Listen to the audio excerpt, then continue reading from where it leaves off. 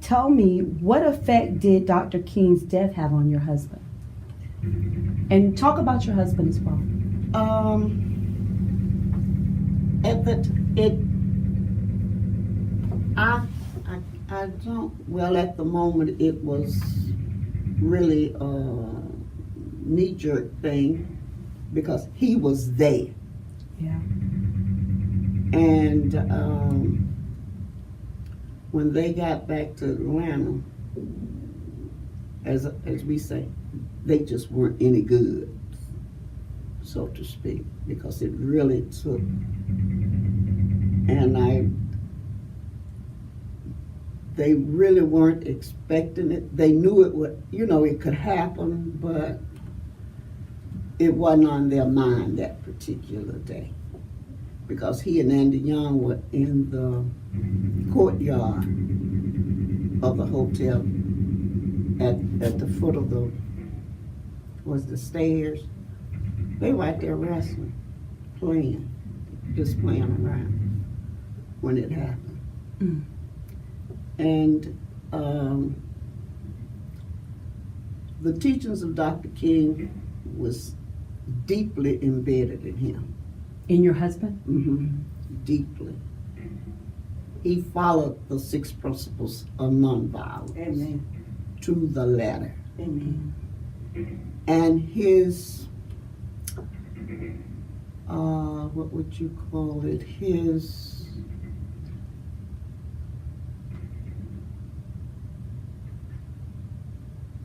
What he tried to do for the least of these, looking for a word. His mission.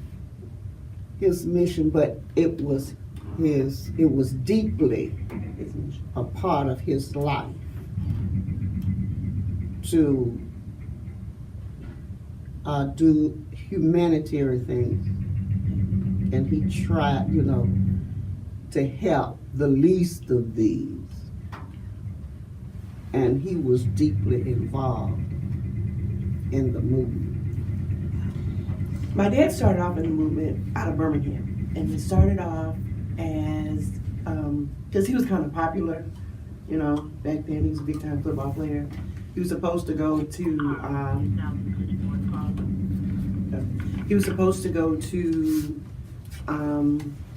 play pro ball.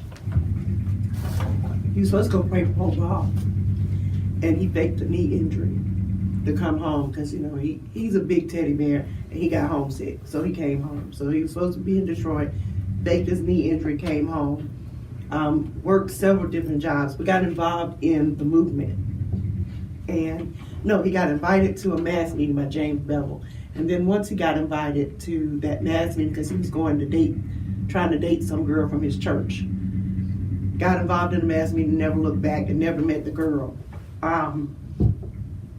To say that he was, like my mom said, that was a part of who he was at his core. And I got emotional because he believed in everything that Dr. King said. He clearly was not the disciplinarian in our family. My mother was. And he would let her whoop us every now and then. And it was funny because he would say, okay, when he would let us whoop, he would say, okay, you needed that one. But that's enough because we don't whoop people in my house. So, and then punishments, he would make my siblings go in the bathroom and read the Bible to each other. So, he believed in those 6 principles. And to me, to be honest, having grown up with that, even when I get angry with somebody, my mind says, okay, you're allowed to be angry for right now, but that 6th principle of nonviolence is that you've got to go back and reconcile.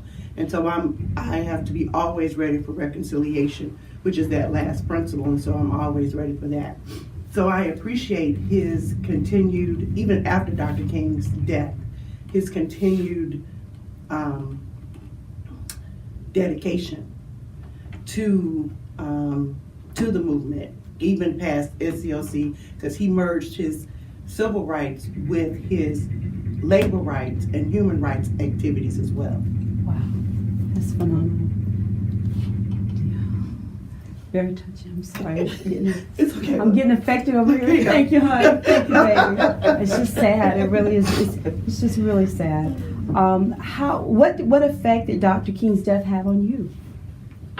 Oh, that's a good question. It was, you know, it was like losing a big brother. And it's even worse, you know, when it's sudden, not, you know. And because even though he wasn't in the office every day, when he was, he made it known to us. And I would say that was telling us he cared for us, because he did come talk to us when he was there. Wow. What I found, can I go back? Sure. What I found when we talked about talking about that day with my dad, it was almost like when you have somebody there, because we were like, okay, Dad, did the shot really come from there? And he was like, no, the shot came from here and the day of, and so he would give us detailed information. We were like, okay, so do you really believe James Earl Ray did it? No, we don't really believe it, you know. And then we would get that backhand. It wasn't, but you have to ask him about it in order for him to talk about it. So it wasn't like they volunteered it, because it still is a bit, you know, I joke, but I'm half joking, half serious. Those civil rights, that ground crew and they suffer from PTSD. You know, like I said, they went through some stuff that we'll never go through. And so, you know, every now and then I be like, y'all all right? Y'all okay? Because, you know, like I said, in this time, you know, it's more about, I'm struggling with how would we classify this April 4th weekend, because it's an honoring, it's a respecting, but it's also a difficult time. And for them, and especially for, you know, his family. Yeah. You know, and I think I appreciate Bernice King for allowing the March for Humanity, because it's got to be even worse on her, because they know more about her dad than she did. And so, you know, I give her, because it's got to be rough. Yes. It's got to be rough, you know. What does your dad say about that day? What did he say about that day? You know, it was just, it started off as a normal day. And, you know, he was like, Dr. King leaned over the balcony, because my dad was like 6'3", and, you know, yeah, 6'3", a good, solid 270, and that's cutting him some slack. And he was younger, he's much younger than, well, not much, but he was younger than Andrew Young. And you got Andrew Young, y'all saw Andrew Young back in the day. He was little back in the day. Don't edit that. As much as he gets on me. I've been told no editing. As much as he gets on me, but no. So back in the day, he was small. So you got my dad and Andy down at the foot of the step, younger man, older man wrestling. And Dad was like, yeah, Dr. King looked over and said, James, don't hurt that boy. So, you know, he was like, and I was like, well, did you let up? And I looked at some pictures, because one of the things is, you see everybody else on the balcony, and I was like, well, where did Dad go? And apparently he must have went in the courtyard. I never knew where he went. So I would have to ask Andy that. Where did he went after the shot came out? So it was just a normal day. They was playing around. Everybody was hanging out. It was hot. And Dr. King was sick that day, though. Yeah, because he wasn't supposed, the night before, they had a mass meeting, and it was storming. And when he was supposed to speak, but then after he got sick, he wasn't going. Then when they got to the Mason Temple, and they called him back and told him that he had to come because the place was overflowing. The people were there expecting to hear him. So he got out of his sick bed and went to Mason Temple and delivered the mountaintop speech. that night.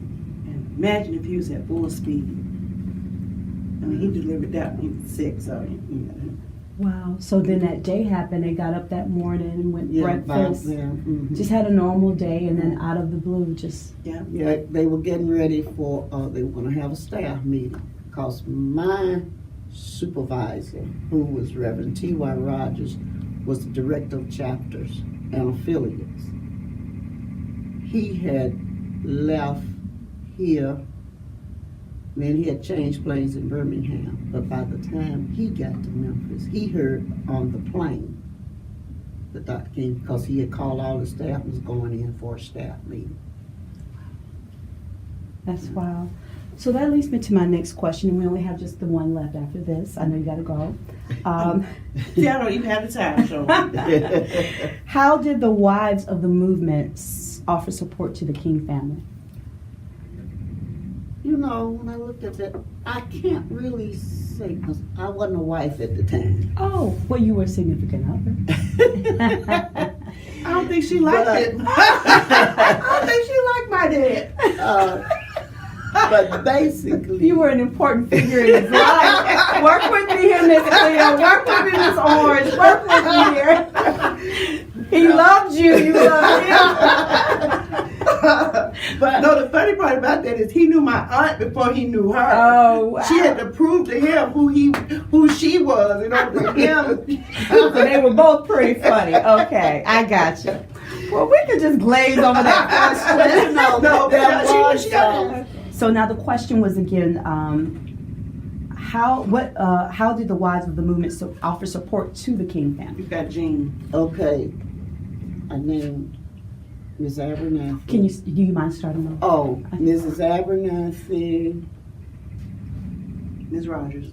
Mrs. Rogers, Ms. Jean Young, and Juanita Williams.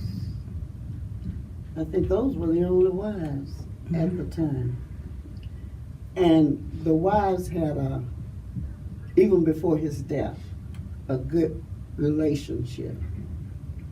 Because in the process of getting ready for the Poor People's Campaign, they didn't meet all the time in the office, the executive staff, as we call it. They would go from, the different homes and have their meetings at times. So but the detail of what they actually did, I don't know, because we were at the office I see. trying to get stuff and Together. keep stuff together. Okay. Get the funeral thing together, as well as keep doing what we were doing as far as the Poor People's Campaign. I see. To keep the movement moving, Mhm. because that's what he would have wanted. Yeah.